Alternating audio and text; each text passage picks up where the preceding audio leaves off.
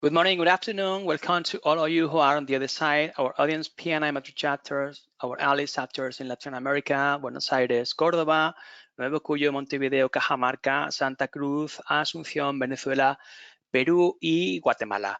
We also welcome the remaining chapters in Latin America invited to this presentation and all of you who are listening from Spain and from any corner of the world. We appreciate your interest and assistance. I am Rafa Pagan, volunteer of the webinars area, and together with our area manager, Jesus Vasquez, and our fellow José Barato, Bernardo Muñoz, and Angele Gomez, we are pleased to present the interesting presentation of Maarit Laanti, titled From Project to Continuous Delivery. First of all, many thanks, Maarit, by your cooperation and for sharing your experience and knowledge with the subject as you present today. We are now registered attendee 53 to the presentation from different countries. Thank you very much. In this paper, we go through the essential transformation when moving from projects into continuous delivery in a product development environment. As you know, agile methods have become the mainstream. What is driving the chain and how to gain from that benefit is the main topic that Mary is going to share with us. Our speaker, Maarit Laanti, is PhD, SAFE fellow, SAFE consultant, and she is a real pioneer in the application of scaling agile methods. She has been nominated in one of the biggest initiatives between 100 women in the world who has contributed most to lean and agile. SAFE fellow, it is the most prestigious distinctions that can be awarded to individuals who have exhibited the highest level of thought leadership and transformational experience for implementing the agile framework. So a luxury for us to have this kind of speaker today. Very nice contribution that which is one to share with all of us. She has also contributed to Lean Agile Finance and Control to SAFE 3.0, and she is also trained SAFE to almost, has she's trained more than 3,000 people so far. And 10 years ago, she founded her own company called Nitor Delta, company specialized in large-scale agile transformation. I want just to remember that with your assistant, you are obtaining one PDU, being the PDU reported by your sole responsibility. And, we will send you an email with the necessary instructions for reporting such PDU with corresponding code. You can ask your question on our platform so that Mary, at the end of the presentation, she can start answering your question. So take advantage of this nice presenter, share with the chat box your questions. So Mary will be very happy to answer all of them at the end of the webinar. And now, without any further delay, I'll leave you in the company of Maarit Laanti and her paper From Project to Continuous Delivery. Mary, as you wish. Thank you, Rafa. That was pretty nice from you, and thank you for having me today here. I'm very happy to present to you. Okay, so let's see. I should be able to put this in presentation mode. Is this now visible? Absolutely. Let me goes through. Okay. So you already presented me so well. So maybe something that I can share about my background. So I started my career as a software developer, but quite quickly I was promoted to lead projects. So I have done my share of traditional project management and line management as well. So more than 10 years in both of those at Nokia. And then in 2006, I actually started to lead an agile transformation at S60 Software. So that was the organization who was making the multimedia phones. And then from 2009 onward, I was at mobile phones. And it was actually quite interesting time because in the end of 2008, I got a call that, hey, we've seen what you have done in S60. Now you need to come to rescue the basic phones. Otherwise, we don't have anything to sell in 2 years' time. And I was giving kind of quite a lot of authority and a lot of trust from the Nokia top management at that time to try some new things regarding lean and agile transformation.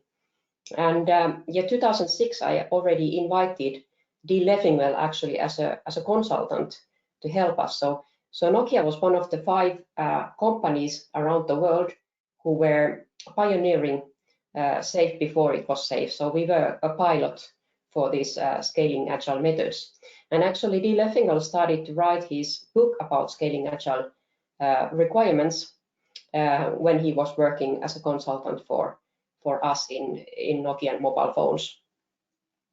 I actually started to do a research on agile at scale. So I was actually influenced by Dr. Alistair Coburn in year 2000. So I had read his book on surviving object-oriented projects, and I was impressed by the book. So together with one guy, Alessandro Maccari from Nokia Research Center, we invited him to Finland, and he gave a talk to my project personnel. And because of him, we actually changed the project in incremental mode. And that was actually 1 year before Agile Manifesto. He was talking to my project team. And then we moved it into incremental mode, which actually resulted in business success. So I was at that time, year 2000 to 2003, leading the Python CDMA base station program at Nokia Networks. So that led into business success, and that was a kind of inspiration for me to start my academic career. So I started to study it first as a turbulent project management, and when Agile Manifesto came out, I realized that what we have in our hands, what we try to do to apply it in the whole enterprise, is actually Agile at scale. So I ended up writing research papers for 10 years past my Nokia career, so on my leisure time and over weekends. And out came the first dissertation in the world about Agile at scale. So that was year 2013, so 10 years ago. And at the same time, we founded this Nito Delta, and we basically brought a Sched Agile framework in the Nordics and pretty much to Europe as well. And so, and I left Nito Delta just kind of like very recently. I'm also having a long career, and I need to kind of think about how I want to spend my time. So if you think a little bit about the history of Agile, we can say that the early methods started with extreme programming and Scrum, and then there was the Agile Manifesto, and then we started to scale. Scale Agile framework actually came out in 2012, and now we are actually thinking about scaling it into product development and hardware development. Something I actually didn't include in my dissertation, but we tried already at Nokia times. So if you Google my name and the ResearchGate, you can find a paper called Piloting Agile Methods in Hardware Development, which is actually I tried to put there kind of the lessons learned on piloting agile methods on the hardware side. So I think that's very interesting, and it's more and more interesting now. And I think it's very important because I believe that the humankind actually needs these agile methods to tackle the challenges that we have ahead of us. Like my ultimate goal when I started to study agile at scale was coming from one colleague at Nokia. So he asked me, have you, Maarit, ever wondered why some projects fail? No matter what you try, you pour on long hours and you do whatever you can to fix those, and it just fails. And sometimes the projects just go fine, and you celebrate in the end, and everybody is happy. And what is this? And this was kind of the ultimate driver for me for these 10 years to try to understand if there is a way that the people can be happy and we can be productive and create kind of this, because I believe that companies are there to create the wealth for our society. So so that it will be both good for people and good for the organizations. And I think this profitability and kind of like better organizing the way we do the work is the keys in how we can succeed in scaling agile methods. And I think it's very much aligned with the spirit of the Agile Manifesto and kind of the start of the agile methods. So kind of if we go a little bit like prior agile era, there was Ed Yoder's. I was moved by this Ed Yoder's book titled as Death March. So that was pre-agile, but he was kind of saying that these agile methods basically started because there was these projects where people were burning out, and we saw that that was not good at all. But now I think we are with these agile methods, we are facing the bigger challenges. We all know about, for example, this that we should move into green energy, and this is posing a very important challenge for our companies and product development, which we must tackle by doing things more rapidly, doing things differently, doing those things in good quality. And as we see the history Hello, Mary. yeah, Excuse me, Mary. Are you passing the slide? Because we are watching still the number one. history, Sorry. history slide. Sorry. So if you look at the history of Agile, we see that every time there's been kind of like process innovation, it's supported by this technological innovation, which I see that this continuous integration was invented at the same time of extreme programming and so on. And now we are talking about DevOps, which is, of course, helping to make the deliveries in smaller batches even faster. So this is the original idea why agile methods have become popular and why they are prevailing in the competition in the world is basically that some of the items that we are developing have much higher value than other items. So we don't want to put everything in the same envelope. We want to deliver the value fast, and that's the basic idea. And but there is more on that. And I have been, as you know from my history, I've been a SAFe consultant for 10 past years, and I was having a client who was applying SAFe framework in a way that they didn't change the underlying structures, but they just kind of like applied the new titles and on top of the old structures, and they didn't get this benefit, so nothing was moving faster than before. And so I was a little bit annoyed by that, and together with some help, we created this small video. It's actually myth number 2. Projects are the only way to get things done. This was actually, I was overhearing some conversation in an airplane where a person said that, well, anyway, if we want to get anything done, we need a project. And so this video was created. So it's just 3.5 minutes.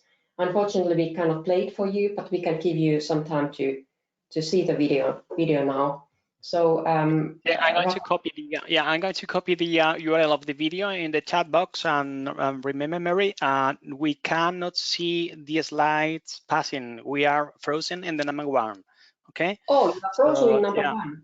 That's we are on the number 1. Okay. So I'm going to paste the URL of the video. As Mary said, it's only taking 3.5 minutes. So if you want to take a look at the URL of the YouTube, yeah, I'll for that extra 3.5 minutes to watch the video. Yeah. Thank you.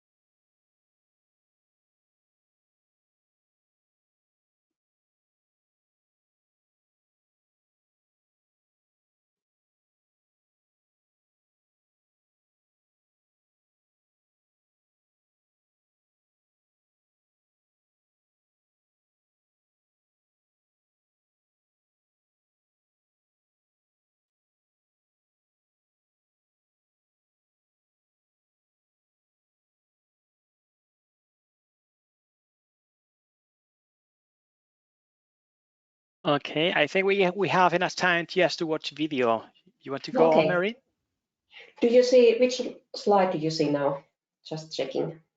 Yes, sure. Number 4, absolutely. Number 4. Okay, so you can see this, and does it change now for you? Do you see the backlog slide now? Remaining in the number 4. You need to click on number 5 and to pass on the next one. Yes, and so on. Okay, this is very weird. I don't know why it doesn't change the slide. Yeah, it's happening when you using the webinar tool. Has some conflicts with the PowerPoint, so you need to click on manually on every slide just to pass to the next one. Yeah, but I did that, but still. Okay, so I hope you like that video. So the big invention in Agile is this backlog where you create the pull mode, and it has the prioritized list of work items, but it's something that people don't usually realize, that it's also the kind of the single control mechanism. So in the past, we've been controlling the projects with the project plan, the budget, and the resource plan. And now, basically, when we time box the time, and that time box, basically, whether it's 1 month, 2 months, or whatever, it has a fixed cost usually, because organizations, they pay the same, roughly the same head costs monthly. And then what is variable, and we try to do the fixed quality. So what is variable is how much content we can get. And the backlog is that way in great idea, because you put some content in, you can also take some content out. So do you see now a new slide? Gradual refinement. No, just remain on index 6. Yeah, so okay, this is really unfortunate. I have to then do this for every slide. I have to start it again. So there is some glitch here. So the idea in the requirements model at scale is that kind of the same as if you were to sail over the Atlantic. So first you get a rough idea of the whole trip, and then as you start sailing, you need a more detailed maps, and usually kind of if you go over Atlantic, you stop at Madeira, and then you maybe one task is to dock your ship in Madeira. So that you need to know about that task specifically. So that's the kind of thing, we don't need to know all the details beforehand, because that would take a lot of time. So we can just kind of commit on the rough level and create very rough understanding. And as we move on, we add these details, so we increase the knowledge of the details as we go on. And then the next slide, show again. And this way, kind of, there is more details all the time, and that's what we actually mean with scaling. And this also helps us to negotiate, have continuous negotiations with our clients on what we are actually going to deliver. So instead of asking them once before we start the project, we can actually have this continuous dialogue, which is essential in agile methods. So change the slide again. And so one basic understanding, what is we are stuck on the 7th. What about now? We remain 7th. Didn't pass. And I still stopped it and started it. That's very weird. No, sorry. No problem.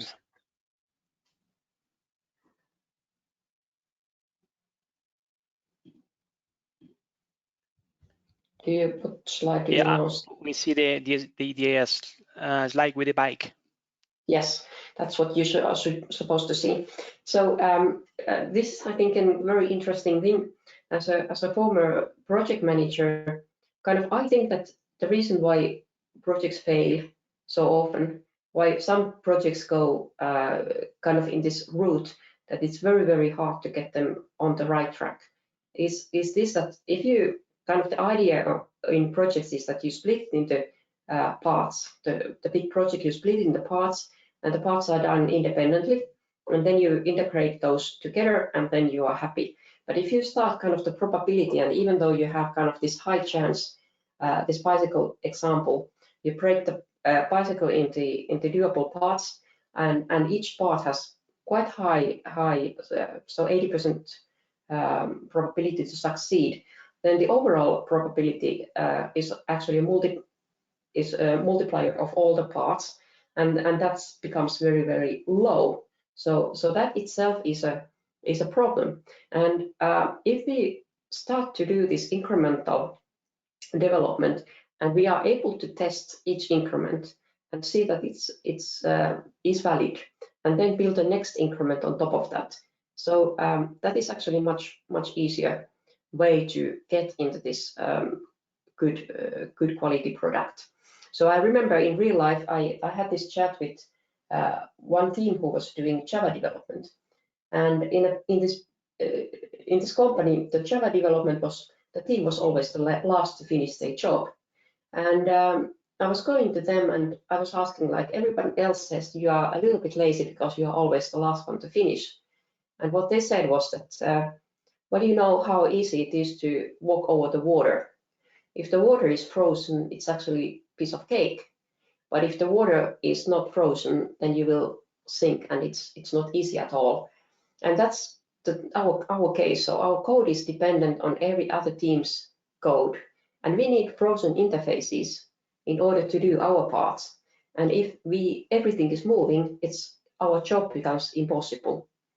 So when we develop these bigger systems, the parts are actually very interdependent, and that's the challenge. And sometimes kind of like there is this growing complexity, which can tamper like a really well studied project.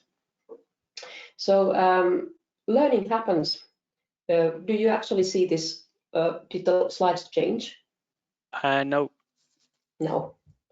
Okay, so I need to stop again and start. Nice. Do you see now a different slide? Yes. So this is kind of like a typical product that we might create, a hardware piece, software piece, and some kind of putting them together for the final product.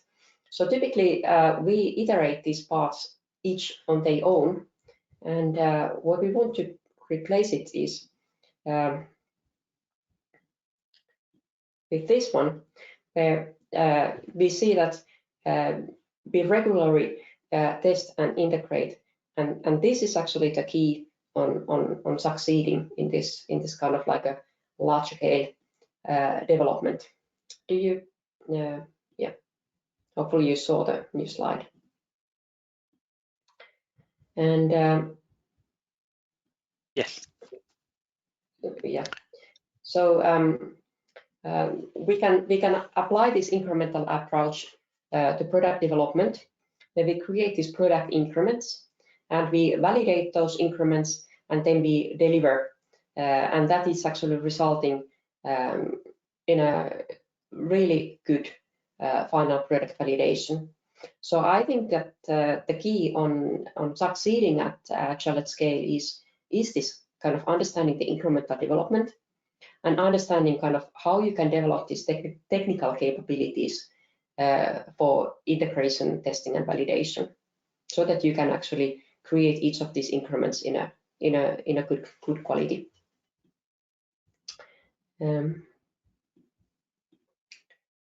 And if you look kind of this agile transformation at scale, there is actually many changes that we want to do. So one of these is this overlapping priorities. So we need to have this hierarchy of different backlogs, which is the control mechanism for the entire organization that enables us to change to this flow, so that we don't have this kind of like competing project managers who are competing about resources and time, and every project is getting very little portion of fraction of time, and that's why it's delayed. So this mess needs to go away, and we need to have this like understanding of the flow and measuring the flow. And then we need to understand how we are actually making progress. So have these like demos based on the real progress that we made. And instead of fixing these details, we need to have this gradual refinement. So the idea that we can negotiate what actually goes in and what goes out during the entire kind of duration of what we develop. And then have this like joint planning together with people so that people are aligned and they know what they are doing, what they are contributing. And then following the backlog. So that must be kind of, everyone must understand that that's the control mechanism. And then having this teamwork and collaboration, and then investing in this releasing and automation of testing and integration, and then having the metrics and data for that. And this itself is changing the structures, and it's a massive change. And because kind of people need to learn about these new methods, they need to learn about the processes, and they need to learn about the tools as well. So this is a massive change. We can start it from one part, and then we can go forward with the other parts. And we also need to measure what is the flow. So what is the average cycle time of each backlog item, each type of backlog item in each level, what is the number of items in the system, and what is the throughput of our organization as an entire. And this is very interesting because we created this visibility now to many organizations, to top management.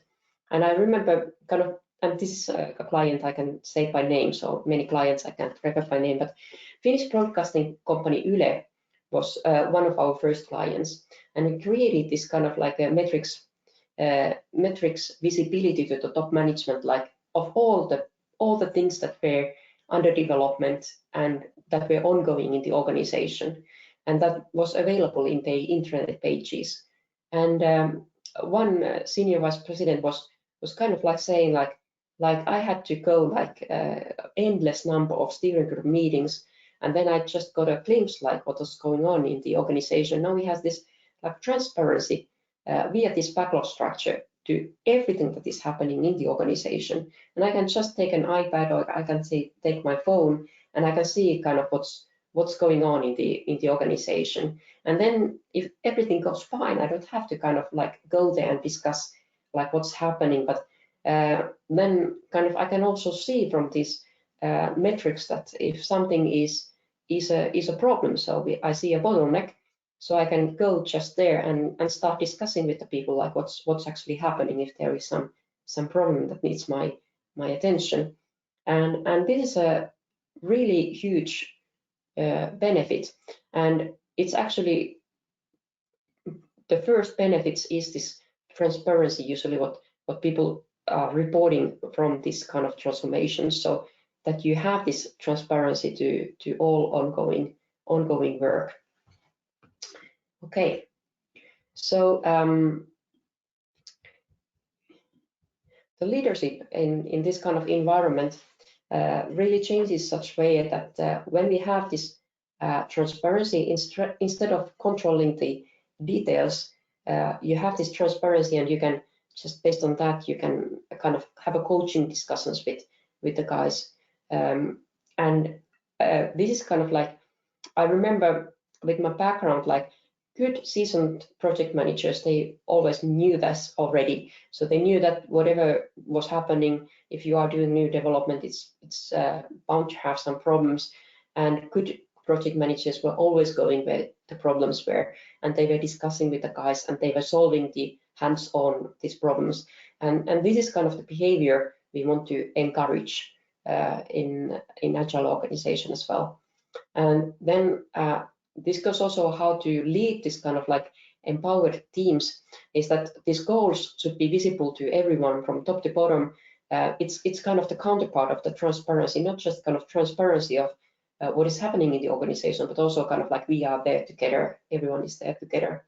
And then having this fast and continuous honest feedback, basically, and then rewarding the good things and doing more of the good things, like organizations when they seek new business opportunities, when they see like something is really generating good results, and here we can use kind of the AI and big data and all kind of like market queries, or even these experiments to see like what is really getting good feedback, and then generating more of that, and then stopping fast of what is not creating good results. So that's another benefit of this agile nimble steering, that you can also take things out of the backlog. So if the feedback is not what you expected, you can take it out, or you can change it a little bit, and then have this coaching attitude if things go wrong.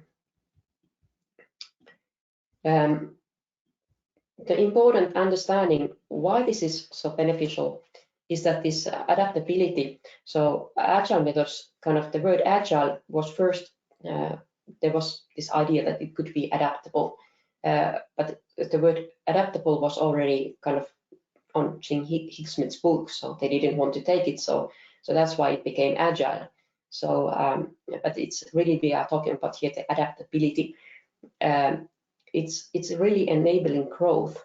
So if you think about this traditional project setting, so we say that the project is successful when it delivers on time and on budget, and we try to measure kind of, we set this milestone of delivery, and then we measure the gap. And this is a kind of, as a physical system, it's a negative feedback loop. It's a balancing system. It will never deliver anything more than what was originally planned, and actually it needs to be 100% succeeding everywhere to deliver what was originally planned, like we remember from this bicycle thing. Whereas adaptive systems, where we measure the progress and the direction, that's a positive feedback system. And these are behaving very differently as physical systems. So here is the next slide. So this is a negative feedback system. So as it's a kind of a balancing, and then this is a kind of like a like max outcome is not limited. It's a growth curve when you have this like positive feedback system, and this is what companies want. And when you have volatile markets which are changing a lot, we talk about this VUCA world, which is volatile, uncertain, uncontrollable environments, which actually is how our environment is more and more becoming now, and we need to be able to control things when things are uncertain. And then this kind of like adaptive control loop is better for that. And the adaptive control loop works for kind of setting a goal for the increment, and then measuring the feedback and setting a new goal based on the previous feedback. So that's actually better way of managing that kind of systems. So recently there is a new version of SAFe that came out kind of like in beginning of March, SAFe 6.0, and I won't talk a lot about SAFe 6.0. I just want to kind of show how this all what I went through is visible in SAFe.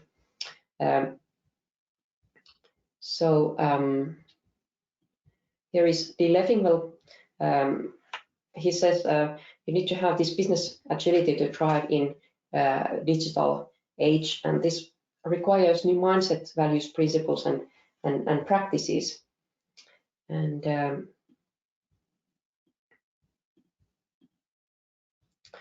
so if you look the old way of working, it is really like this very long time before we can seize a business opportunity, and that may be kind of too late. So what we want to have instead is something like this, where we have kind of like we create these experiments and we test it, and we respond more quicker, but not just the kind of the MVP, the minimum viable product, but basically the kind of I call it like snowballing. So when you do a snowball, you first do the core, and then you kind of like add on more functionality, more layers on top of it. So snowballing the functionality. That's the kind of the idea. And it's also important that we have this kind of like understanding how we can measure the flow. So we can think about how many items we have currently in progress. What is our predictability of delivering? And this is actually really scary stuff, so astonishing stuff when you have these agile teams and you have this visibility, so you can make scaringly like accurate predictions to the future. And understanding like the delays of the system and development, and actually improving that so that you can go faster, because where we are today is not good for tomorrow. So agility is not kind of like a rigid endpoint that you can get. It's a moving target, because also your competitors are becoming more agile. So you need to be kind of like ahead of this game. And then understanding what type of items we have on the development, and how fast they are moving, what is kind of the throughput, basically how many items we done in a given period. And basically, if we think about what this scaling agile is all about, so it's based on the lean thinking, and it's based on agile values. So we have agile in core, like it's adaptive, but we scale that adaptive loop, which is basically how the team works, single team works. We scale that with lean thinking, and this is kind of the flow, identifying value streams. That's really what we are talking about here when we scale agile.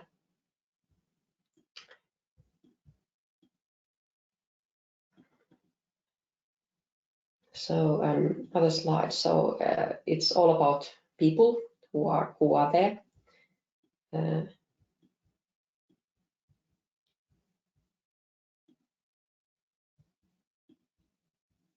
But it's all about working together. So here are some pictures of working at scale. So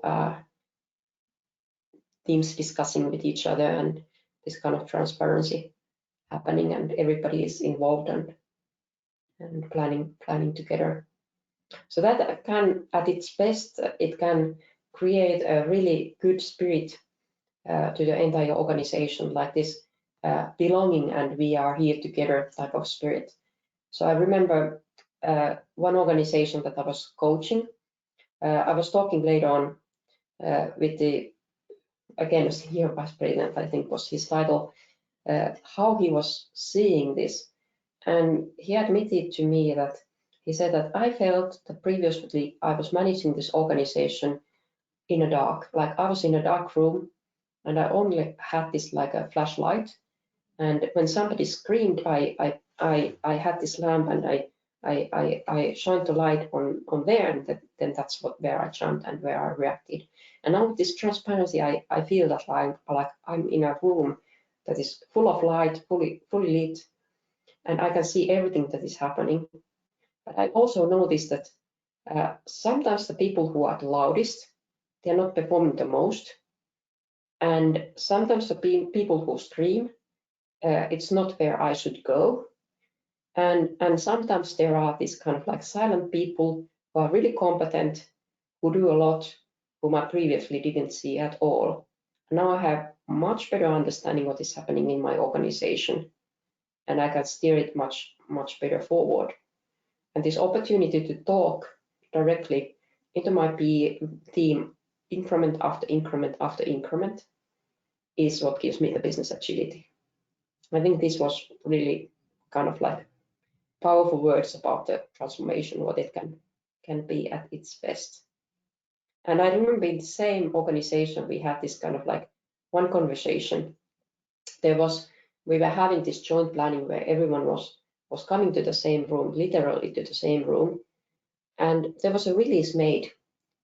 And then the same guy, this senior vice president, asked like, I don't know why this release was made, because it was not planned. And then there was a silence. And then he said that there is someone in this room that must know, because everyone is in this room, there is nobody outside. And then in the far end corner, a trainee said, yeah, I made an error and I had to fix it. And I made the release because the error was really bad, and he explained it. And then everybody was just like, okay.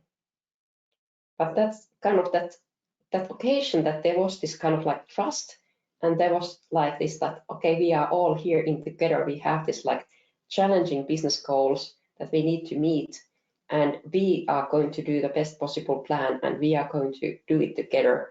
It kind of gets us away from this traditional management is awful, and they are requesting us to do too much, and they are just kind of like pressing us, and or the other way that, okay, we are delivering good stuff, but we are not valued, or whatever, kind of this like counter seeing each other. So they were all on the same boat, and kind of acknowledging that the whole business, it was up to this group whether they make it or break it. And that created this kind of like motivation and belonging, and kind of this nice atmosphere that is just like, it's just like good companies are made of. Okay, I think I will stop now, and I hope you have some questions. Thank you very much, Maarit, for your presentation. Has been very interesting. I'm sure that we have learned a lot with it. Now we start the question time. I'm going to start with my questions, if you allow me to do that. Based on your experience, Maarit, which could be the main constraints to incrementally adopt that agile way of thinking in the company? Actually, there is studied data on that. As I mentioned, I'm also involved in research, so there is a lot of studied data, and well, couple of first reasons is just people are having the only one way or the old way, and they have not been educated, and that may be a kind of like a stop this kind of new way of working. Like if you try something and people don't know why you're doing it, or what to do, or how am I think it's actually non-respectful if you are expecting people to change how they work and you're not telling them why or how. So everybody should have some sort of basic knowledge, and that's, I think, is the challenging part.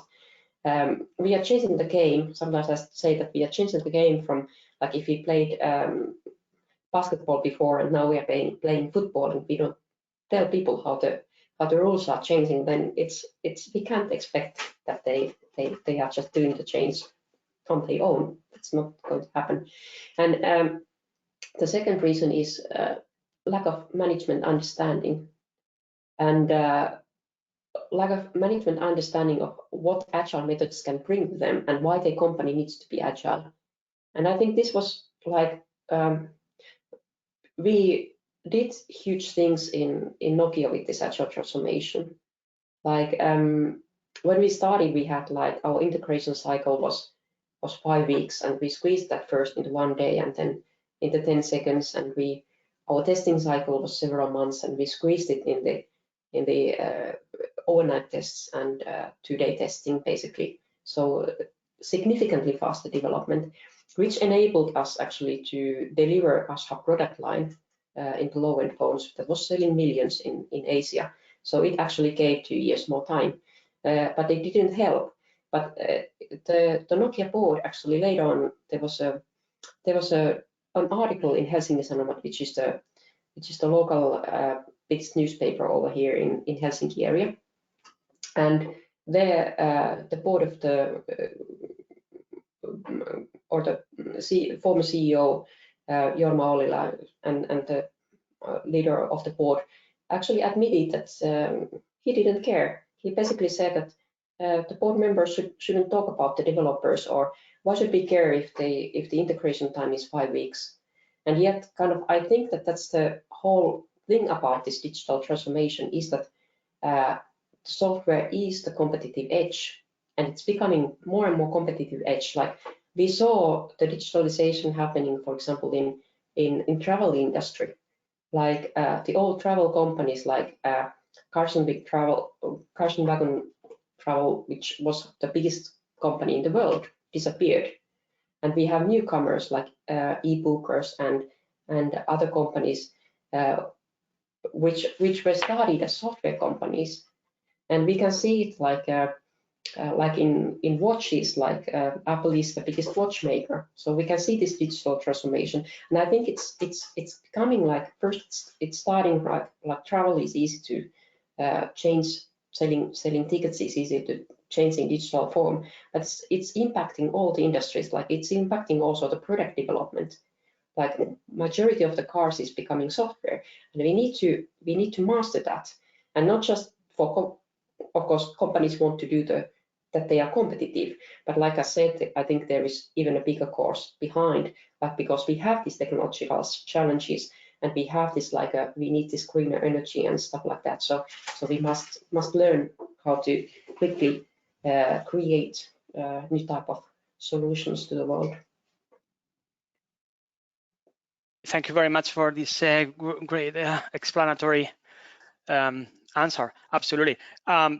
As I mentioned before, Mary has done a lot of research because during his PhD, and apart from her practical experience from the big companies, has done a lot of research in his her actual thesis has been very frequently quoted in another thesis worldwide. So he's a very well known and experienced academic researcher and also practitioner. Another question for you, Maarit, from Belen Molina. Quite related to the question we have already discussed so far. Quite interesting presentation, Mary. I think this technique or methodology is quite productive, but I think it's difficult to apply in companies in which you find a very high hierarchy. And they are very much focused on production-oriented company. How do you cope with those kind of companies when you go to talk to the board directors about agility, transformation, adaptive way of working? How can you cope with that? What are the main arguments you use to try to force them to see what is coming in terms of business innovation? Absolutely, excellent question, and to the point, because this is kind of the number one thing that you need to do, and you need to go to the executive board and you need to explain them, and I've done that a lot, and basically I think that kind of like scaling agility, what it has taught to me is that, like, all days I learned this, that every organization level has their own language, and I think you need to talk to the level to whom you are approaching with their own language. And if you talk to project managers, you should talk about, like, as a former project manager, how can you lead with this transparency and get more value out? If you talk to teams, you should talk about, like, as an agile team, how you can work more efficiently and be happier in your work. And when you talk to top management, you should talk about you want business results, right? You are facing a lot of these different challenges. So how can agile methods help you to tackle these challenges that you are actually facing? And then we are talking about basically how you use agile methods for creating this like better strategies, or testing your strategy, or getting feedback to the strategy as you execute it. And this is kind of like the pressing question for the board members is they don't have a crystal ball, and often, like, we expect traditionally that they actually know what's happening in next 5 years, and they know how to lead the company there. And now we can say that you don't need to know what happens in 5 years. We can give you tools that you can experiment. You can have this kind of like rough long-term roadmap, and we can do these experiments. And when we get the data, we can test it, and we give you this very powerful tool of nimble steering. Would you like to have this nimble steering? And we can take some of the pain away, because you can make like shorter term decisions. And if the decision is wrong, you can actually fix it, and you can go around it. So this is the kind of the talk that I give it examples of companies who are already doing this around the world to the top management. But yes, the first part of the question was about the hierarchy, and we talk about the empowerment. And well, Alistair Cockburn has this famous thing that he has basically said that agile methods, he says that it's much easier in Nordics because the hierarchical positions are kind of shorter. And I somehow believe it, but also kind of, I long time ago, I taught a course in China. And then when I was teaching this agile course, basically when I was traveling there to teach, somebody said to me that this is futile, because you can never be agile in China because of the culture. It's so strongly hierarchical.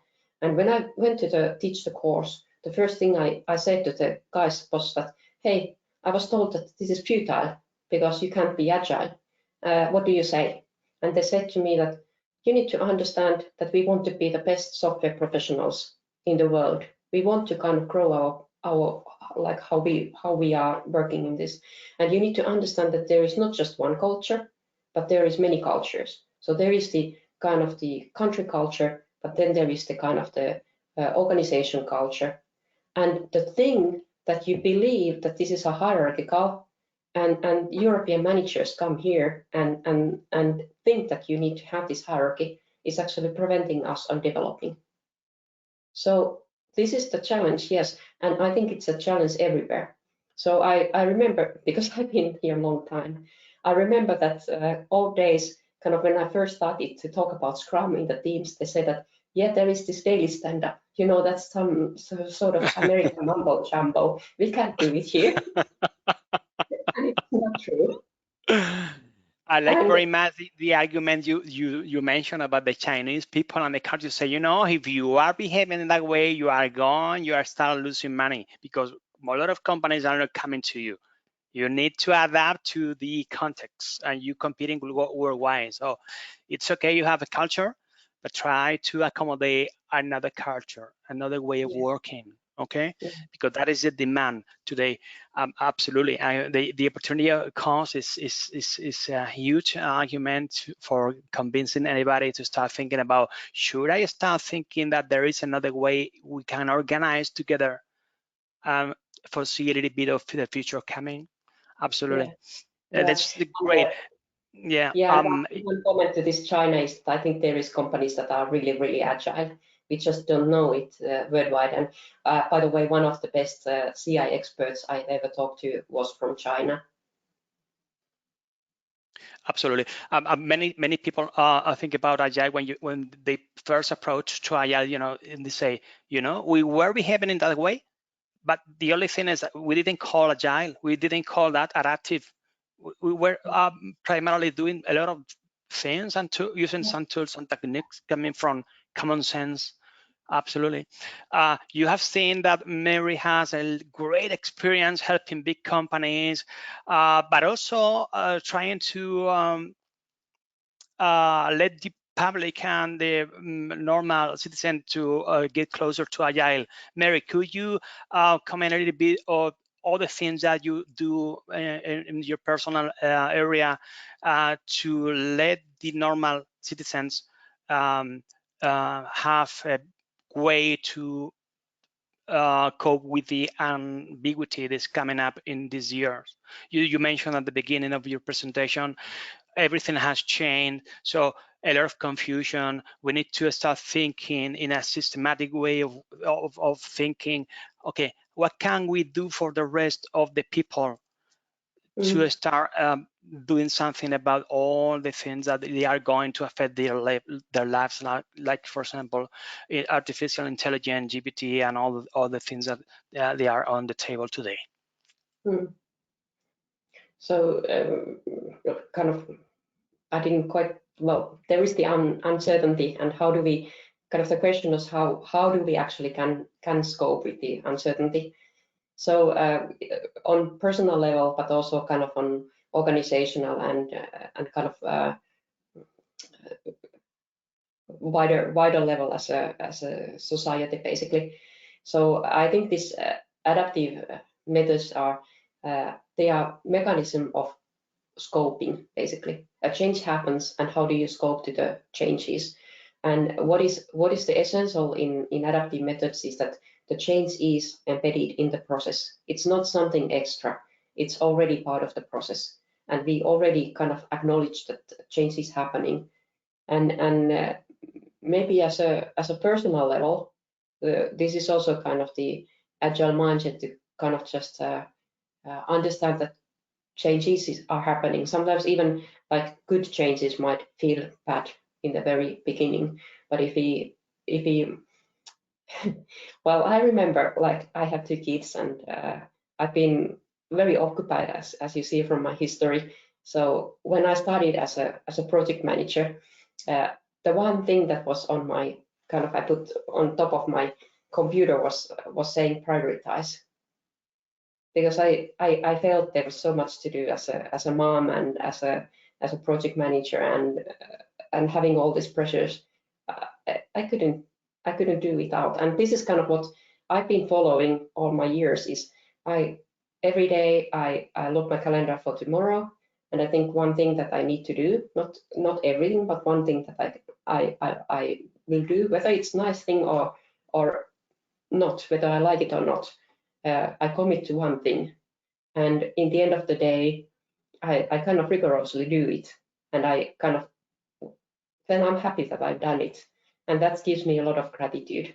And I don't kind of like expect too much from myself, but if I just do this one thing that is like highest value, most important, whatever to be at the time, then it's okay. I can just say that I'm a good person today. I've done my share.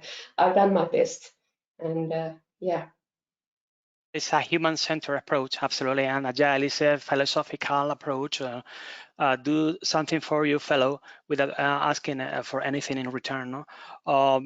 Yeah, it's amplifying the knowledge to cope with ambiguity, with the uncertain times coming. That is great in terms of self empowerment and self-own for oneself. Absolutely, thank you very much. Some fellow here, Jesus said, could it be possible to take a look to the slide number 1 and number 3, please? Because remember those slides were missing out from the presentation, and those are quite interesting because we can see your background, your development, all your experiences. Yes, sorry. I'm sorry, I didn't realize that it was. No problem. I didn't no problem. So this is the slide of my background. So I've been continuing research. So I've been a track chair in XP conference. So if you come to Amsterdam in June, so meet me there and say hi. Also, you can connect me with LinkedIn. Can you, Mary, put your contact details just in case anyone here can contact you for further introduction or any opportunity that can arise to exchange information or any I'm happy to do that in a moment, but I just want to show this other timeline that is about the history. So excellent. I just wanted to put it together. And then I can show my contact details as the last thing. Sorry, I'm going now through the slides in a very good pace. Try to find them here.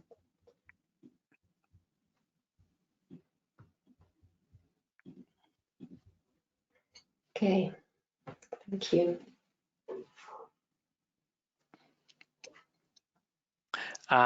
We cannot see anything. Not anything. Okay. How about now? All right. So, my friends, you have there the Maarit contact details. Take good note of that. If you want to get into a quite very important reference in terms of agile and safe fellow, remember, get in contact with Mary. She will help you. Yes. With this answer of Mary, Latin ends our webinar. Again, thanks to all the attendees and Merit, especially to you for sharing your knowledge with this great presentation. And I want you to invite you, all of you, to the next webinar for May. In the May edition, on the 11th, Andrea Rodríguez Basile, consultora de recursos humanos, experta en transformación y mentora, coach, va a presentar su ponencia en castellano, por eso estoy hablando en castellano, inteligencia emocional. Cómo mejorar el desempeño de su equipo. We will publish it shortly on our networks and on the chapter's website, so you can use the links to register yourself. We're waiting for you on May 11th. A cordial greeting, Mary. Thanks again. This is your house. It has been a pleasure. Muchísimas gracias to all of you. Gracias a todos los que estáis ahí al otro lado y nos vemos el próximo día 11 de mayo. Muchísimas gracias. Thank you very much, Mary. Take care. Thank you. I hope you enjoyed it. Yeah, thanks. Thank you. Bye-bye. Thank you.